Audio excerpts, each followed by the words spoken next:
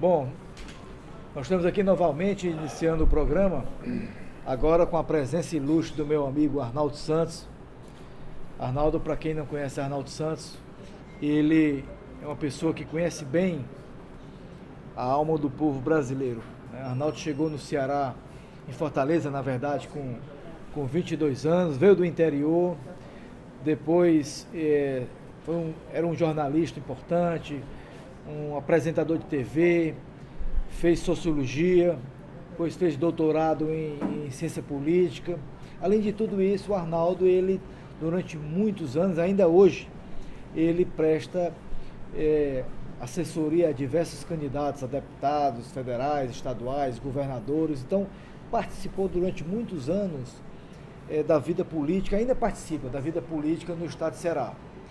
E eu convidei o Arnaldo para assistir as 5 entrevistas, né, Arnaldo, que nós tivemos aí no nosso programa sobre a reforma da Previdência, e nosso interesse era exatamente ter o sentimento da população, especialmente aqueles de mais baixa renda, como é que eles percebem a reforma da Previdência, as propostas que estão no Congresso. Acho que esse é um ponto interessante, que muitas vezes nós vemos essas questões, Arnaldo, do nosso ponto de vista. Quer dizer, a gente tem mais conhecimento do assunto, né, conhecemos um pouco mais dessa discussão. Estamos mais bem informados. Mais bem informados, temos mais acesso, né, às informações, às redes sociais, às televisões, mas muitas vezes talvez não seja essa a percepção das pessoas mais humildes, das pessoas do povo, vamos dizer assim. E aí eu convidei o Arnaldo para nesse bate-papo pudermos conversar um pouco mais sobre o que ele achou dessas entrevistas, dessas 5 entrevistas. E, Arnaldo, nós tentamos entrevistar pessoas de nível de renda diferente, né?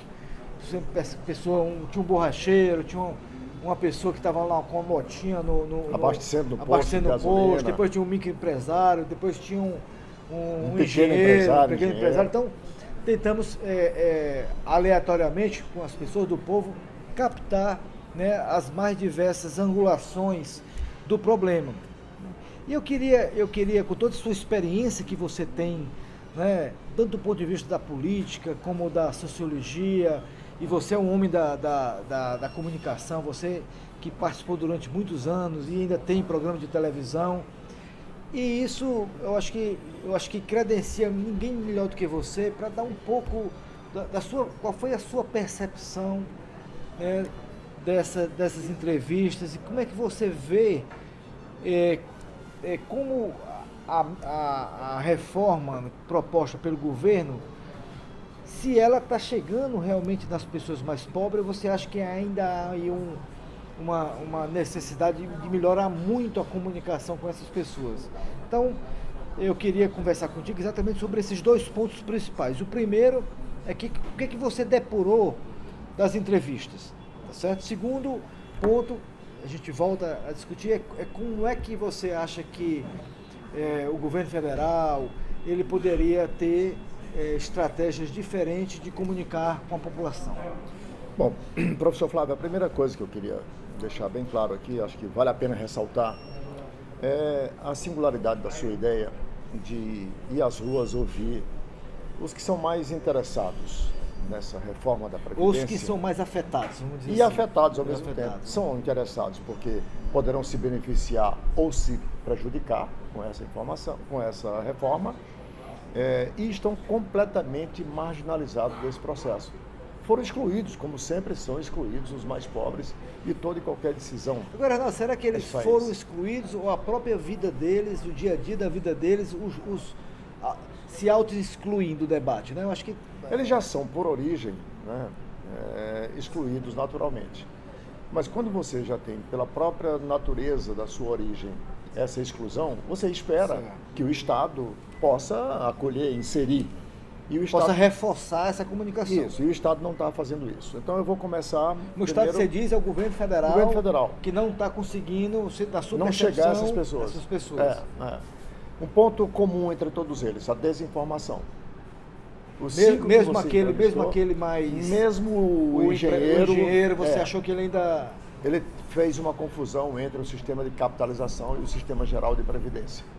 Aliás, ele faz uma sugestão que eu até acho que é pertinente, quando ele diz que o sistema de capitalização deve ser para os jovens, para que ele possa livremente optar ou não por essa. Mas ele, por não ter informação, ele obviamente que não entrou no detalhe sobre se essa agora, capitalização assim, poderia ser não é que ele não tem informação, é porque também o assunto é complexo, né? Também tem isso. Assunto complexo. E aí, de novo, você volta para a responsabilidade de quem está propondo essa reforma, no caso, o governo.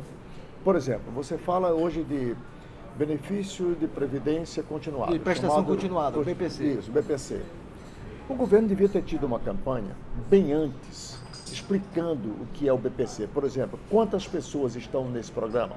O que é que isso implica? Qual é a repercussão financeira desse BPC? Então ele já joga a mudança sem nenhum tratamento, vamos dizer assim. Você não sabe. Pois é. O governo devia ter, por exemplo, feito uma campanha mostrando no regime geral de previdência.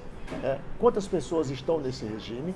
Qual é a repercussão financeira Mas a campanha que você diz é na televisão, maciçamente, publicitária. Já que é impossível, num país com as características do Brasil, chegar a essas pessoas individualmente, como você está fazendo, indo às ruas buscar essas pessoas, só tem um jeito de você fazer isso. É pelo sistema de comunicação que você tem. As redes de televisão, mas por exemplo, aqueles momentos no Jornal Nacional, você acha que aquilo ali não... É muito pouco. É muito pouco. É muito pouco porque a linguagem também é... A linguagem é outra, porque você não pode... Primeiro, você não dispõe de tempo suficiente para isso, para explicar uma coisa complexa como essa. Esse é o primeiro ponto. Você, no máximo, dá uma informação, como eles têm dado, mas você não explica isso.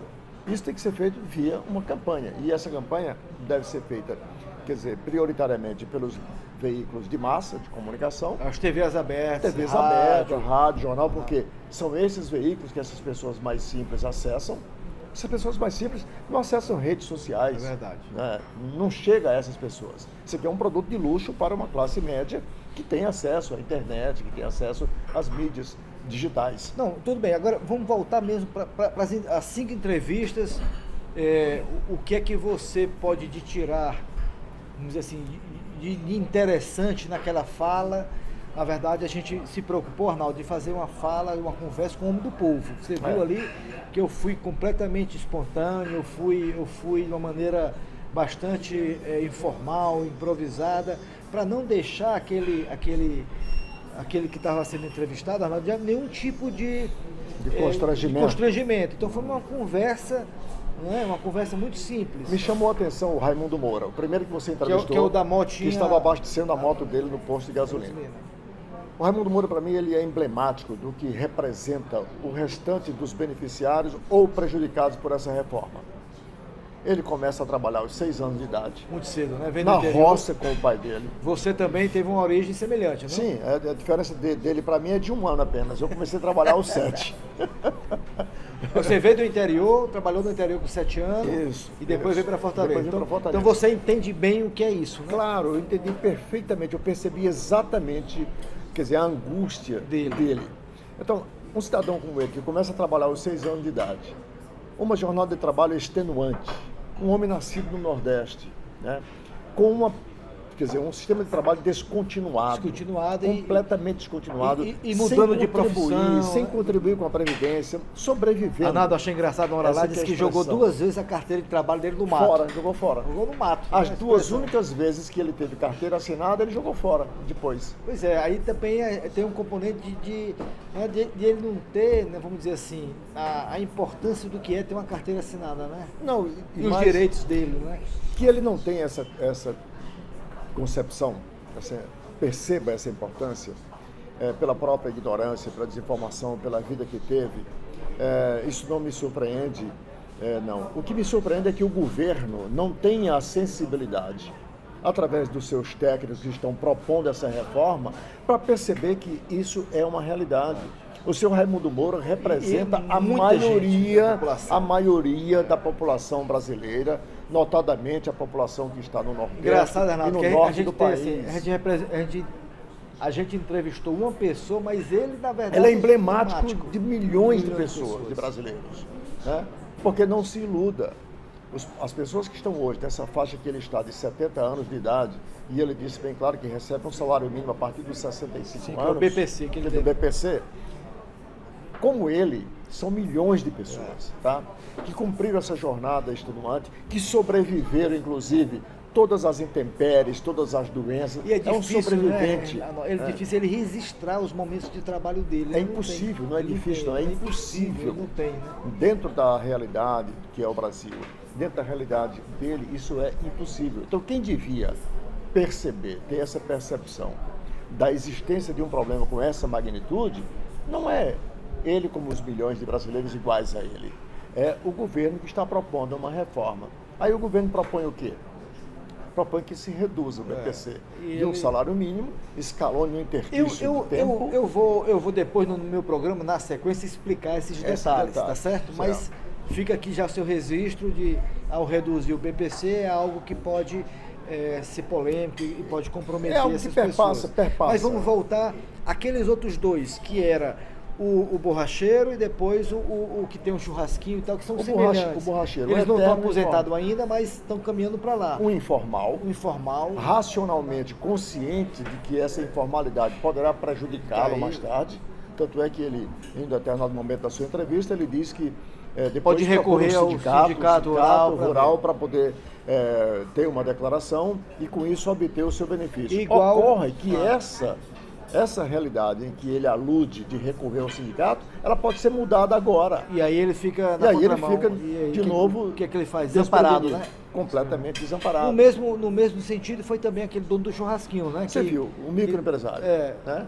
Um homem, um autônomo, um empreendedor, que é uma característica, inclusive, dos brasileiros, empreender, mas racionalmente imediatista, conforme pensando no hoje, que é uma questão de sobrevivência, para sobreviver de uma forma melhor. Engraçado, Arnaldo, que ele mesmo sabe da importância de pensar de ter uma previdência. Mas ele diz, não, eu estou preocupado com hoje. As necessidades. As necessidades diárias, né? São as necessidades do dia a dia, para poder sobreviver, dar dignidade à família, poder dar um mínimo de educação para os filhos. Isso tudo é compreensível, né, na ótica da realidade sociológica do Brasil. O imediatismo, né? Claro, por questão de sobrevivência. E talvez aí por isso que o assunto previdência é uma coisa que fica um pouco longe do que ele está pensando. Né? Inalcançável. Inatingível para ele. Então esse é o ponto comum, desinformação, mas ao mesmo tempo imediatismo, mas ao mesmo tempo, contraditoriamente, eles todos são unânimes em dizer é preciso fazer uma reforma. Veja a contradição. Por quê? Porque subjetivamente ele imagina que essa reforma lhe trará de alguma forma algum benefício. Ele acredita que esse governo esteja bem intencionado, porque na manipulação que está sendo feita hoje, essas pessoas, até por não terem informação, por não terem uma percepção exata como nós temos, imaginam que há essa boa intenção dos burocratas. E não é verdade. Mas vamos... Os outros dois que eram empresários ali de camarão, de peixe, e o outro que era engenheiro e tal. Pessoas que perceberam que tem um nível de renda mais elevado, tem uma compreensão até melhor do problema. Inclusive eles comentaram da necessidade também de ter uma reforma, mas aí a visão deles é um pouco mais, talvez, da classe média para a classe média alta.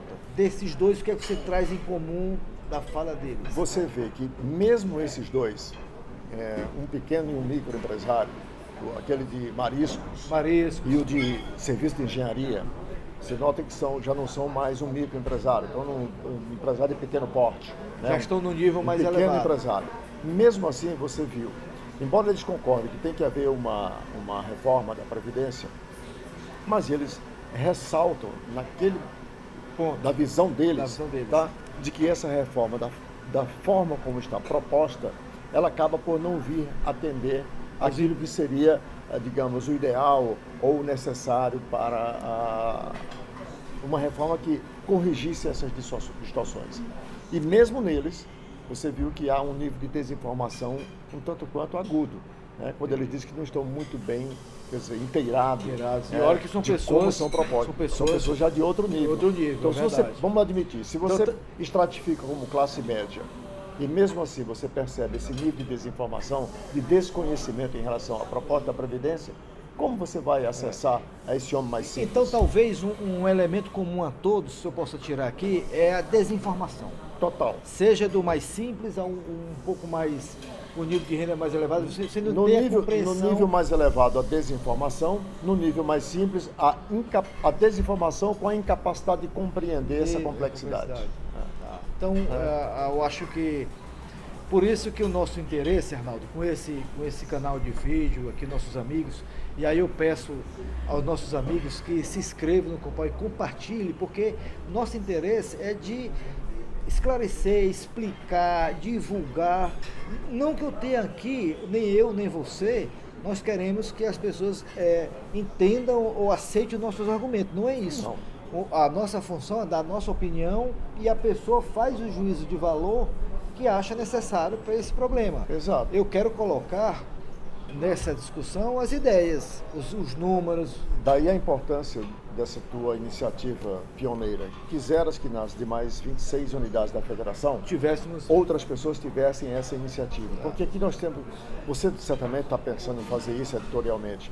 É preciso acessar os sindicatos, é preciso acessar os professores, os médicos, todas as categorias. Que venham para o debate. Que venham para o debate. E que o governo também ajude Iniciativa como essa está tentando trazer e incluir no debate aqueles que foram simplesmente marginalizados, ignorados, esquecidos, que é da tradição malsã da política brasileira. A partir de Brasília, você imagina um Brasil que não é o Brasil real e você projeta aquilo como se pudesse fazer isso linearmente para todo mundo. E não é. Verdade. Você não pode tratar desigual na medida da desigualdade, os desiguais, é o princípio a ser adotado. E aí, Arnaldo, até para mim, né? Sou da universidade, estou no governo, quando eu vou conversar com a pessoa do povo, você tem uma outra sensibilidade para essas questões, né? Isso você atenta para questões que até então passavam ao largo. Você acha que, quer dizer, não é nem, mas você acha que o cara já tem aquela informação que não tem. Não tem. Quer dizer, o básico do básico, ele não tem a informação. Bom, então nós terminamos essa nossa conversa aqui com o Arnaldo Santos. Certamente o Arnaldo será um grande parceiro desse programa. Outras vezes eu vou convidá-lo, porque ele tem muito a discutir, inclusive quando nós estivermos discutindo as próprias mudanças, que aí eu quero fazer programas com mudanças específicas. Vou convidá-lo, Arnaldo, para você voltar aqui conosco e a gente aprofundar esses entendimentos. Peço mais uma vez aos nossos amigos do canal que se inscrevam e peçam também aos seus amigos para escrever. Finalizando, como é que você poderia arredondar, como se pudesse dar uma sugestão para o governo? Vamos supor que você queira dar uma contribuição sua para o governo federal. Eu sei que você sabe que a reforma precisa ser feita, precisa se discutir, mas como é que você acha que deveria ser encaminhado isso, Arnaldo? Rapidamente, assim, em um minuto, para você fechar o raciocínio. Formo ao lado dos que você ouviu, de que fazer a reforma é uma necessidade que se impõe nesse instante. Mas não faço nenhum apelo ao governo, porque a insensibilidade desse governo, a partir da proposta, está muito claro que será inútil. Eu prefiro me dirigir aos deputados federais e aos senadores na perspectiva de que eles, como representantes efetivos do povo e dos estados, façam as adequações necessárias que essa reforma está a reclamar, não punindo, não prejudicando aqueles que já são punidos e prejudicados pela própria natureza, pela própria origem. E aí você tem duas sociedades bem distintas, uma no Nordeste e outra no Norte. Né? No Sul também. E no Sul também, os que migraram, que estão completamente fora da burocracia, dos privilégios que o governo insiste em fazer acreditar de que está sendo, nesse instante, corrigido. E não é essa a verdade. Você não corrige privilégio de uns, punindo aqueles que já são perfeitamente punidos. Arnaldo, obrigado aí pela sua participação. Obrigado, igual eu, professor Flávio. E já no próximo programa nós vamos iniciar com a discussão um pouco mais técnica, vamos dizer assim, sobre Previdência, as mudanças que o governo está propondo, como isso afeta as pessoas. Aí a gente vai entrar já na reforma em si, Arnaldo. Explicando cada ponto da reforma.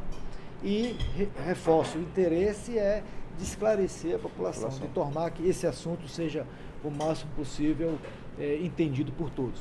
Um abraço a todos, até o próximo programa.